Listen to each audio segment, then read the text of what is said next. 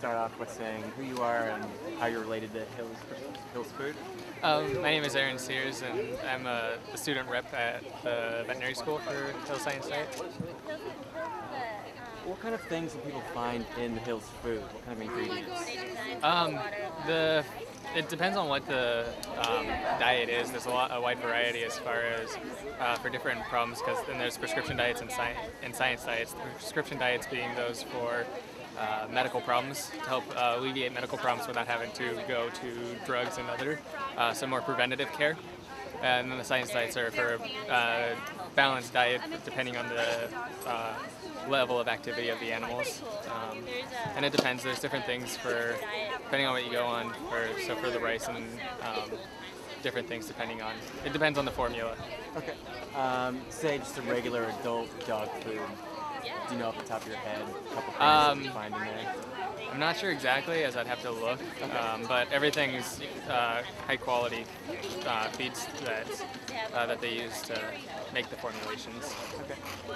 What kind of health benefits would you see feeding Hills Food? They're balanced for the needs of the animal, whether it be an indoor animal or an outdoor animal, and for their activity. And so, I mean, real basically, it's to increase to make sure that their weight's right. So you don't want to, because having the weight minimal, or not minimal, but having them at a healthy weight and healthy body condition score will help them to live longer, and also be more active. So you'll start to see, so that if activity will be increased, then their weight will be normal to help them live longer and healthier. Does Hills have a nutritional philosophy when it comes to their pet food? It's to do the best for the animals, so that way to help with their relationship with the animal and the humans and their owners. I'm not sure if you know this, but do you know what kind of research goes into formulating the foods? Yeah, they actually do a lot. They have They do a lot of research in their research facility, and a lot of it's on with the beagles because the history that's known of them. But they also will do in-house tests as well, and there's millions of dollars that go into it every year for each of the studies. They're very intense. All of it's published as well, and it's available for in a book as well for small animal clinical nutrition for the veterinarians. And they also put a lot of money towards other research outside of what they're doing directly. And then also that was spawned from the guy who started Hills as well was Mark Morris Institute, and that funds research.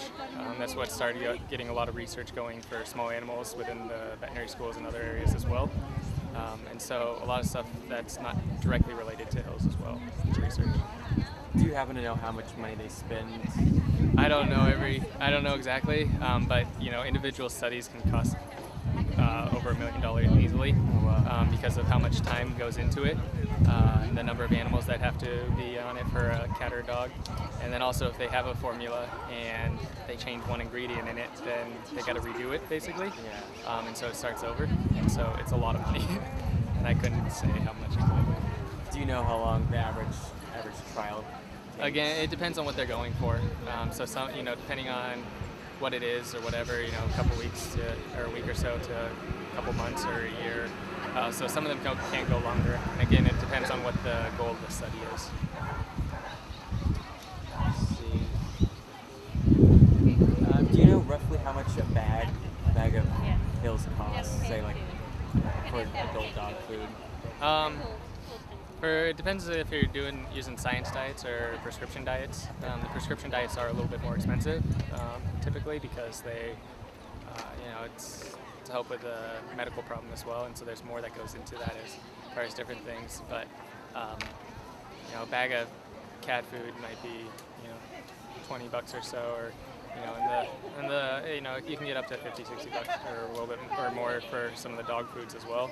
But one thing you have to remember as well is it's gonna be more for a bag of Hills food than your Old Roy or general diets that you can buy at Walmart or any of the other places. But when you look at the nutritional content, it's higher. Um, and you can't tell just easily by looking at the bag, but they don't need as much as in the other diets, and so they end up having to eat more to get the same amount of nutrition. And so then instead of you're spending less for a bag of food, but you're going to go through the bag quicker for them to get the right nutrients. And why is that? Because if some of this, if the nutrition isn't as absorbable, then there's more waste. And so you might notice as well with if you are on Old Roy is common, or any of those, then there might be more fecal matter as well. They might poop more often or higher quantities because there's more waste material. And then with the hills, it's the palatability, so how well they eat, or they'll go for the food, and then also how much of it being absorbed is increased. And so you're actually getting to use more of the nutrients, so less is being wasted. So it can help with making it so there's less to clean up as well in the yard, which is a nice added benefit. That's always nice. Just the last question: what kind of advice would you give someone, a new pet owner, looking for new food? Main thing is go with quality. It might look more expensive to begin with, but in the end it's not, because you're not having to buy as much. You're saving on medical problems. Your animal's able to live healthier and live longer. And whether that's hills or one of the other diets, the main thing is choose a quality pet food. So, hills, Purina, go with one of the ones that are reputable and have and that have data to support what their diet is, instead of just saying this is a bag of dog food.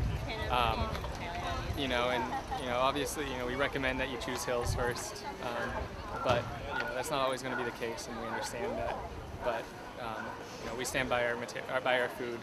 It does work well. So, just choose for quality, and depending on, and I guess the main thing too is talk to the veterinarian, because they shouldn't be there to help as far as for your dog's needs, what's needed. Just a general question: do you have any pets? I have a cat and a dog. Okay, and you feed them? They're both on the hills. The dog's on the ZD because he has itchy skin typically. And so it's to help with allergic reactions. And then the cat's on WD to help maintain weight, because he likes to pig out a little bit more than he should. So, yeah.